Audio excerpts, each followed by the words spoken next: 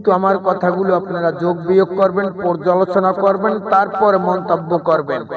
বড় ভাইয়ের কথাগুলো শুনুন, তারপরে আমি আবার একটু কথা বলতেছি, অনুরোধ আমার কথাগুলো শুনবেন। আব্দুল্লাহ যে কথা বলেছে যে ৭২-এর সংবিধান তো ঐশী বাণী না, এটা ঠিক আছে, এই কথাটা তো ঠিক কথা। ৭২-এর সংবিধান কি কোরআন হাদিস কিছু না? তাহলে এটা কিন্তু তো বলতে হবে। ৭২ সংবিধান বাদ দিয়ে যদি আপনি জুলাই সনদ নিয়ে কথা বলেন, তাহলে তো কিন্তু এটা আপনি বলতে পারেন এটা হাসনাত আব্দুল্লাহর মানে পলিটিক্যাল এজেন্ডা, এটা হতে পারে।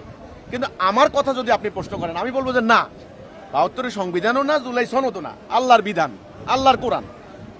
আমার বড় ভাই সবসময় হাদিস কোরআন নিয়ে কথা বলে। হ্যাঁ, হাদিস কোরআন নিয়ে কথা বলাটাই ভালো, আমিও পছন্দ করি, সকল মানুষই পছন্দ করে।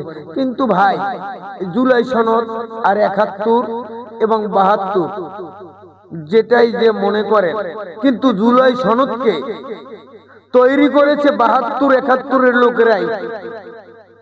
৭২-৭১ যারা এখন মানে, তাদের মধ্য দিয়েই অনেক মানুষ তার সাথে জড়িত আছেন।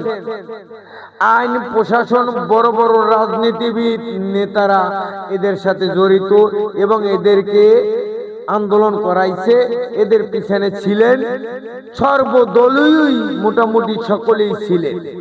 কিন্তু এই জুলাই সনদের ছেলে সন্তানদেরকে, এই যে সারজিদ নাহিদ, এই আসিফ মাহমুদ, এই সাদেক আব্দুল্লাহ, কয়েকটা মেয়ে দেখছি, এরা কিন্তু নির্দোষ এক হিসাবে, এবং দোষ তারা করেছে সেটা পরের ব্যাপার, কিন্তু অরিজিনাল দোষ করেছে বড় বড় রাজনীতিবিদ, আইন প্রশাসন, যারা ভুল করতে পারে না কোনোদিন।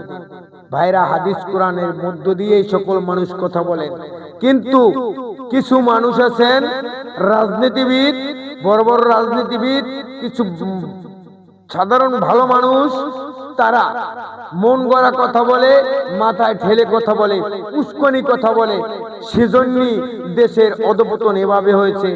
আর আজকের বাছুর দিয়ে হাল চাওয়ায় ৩-৪ বছর গেলে দেখবেন খেতে কোনো ফসল নাই। এটা বাংলাদেশের রীতি না, কিন্তু এটা ৭১-এর নেওয়াজ এবং ৭২-এর নেওয়াজের মধ্য দিয়েই এই জুলাই সনদ তৈরি করেছে তারা।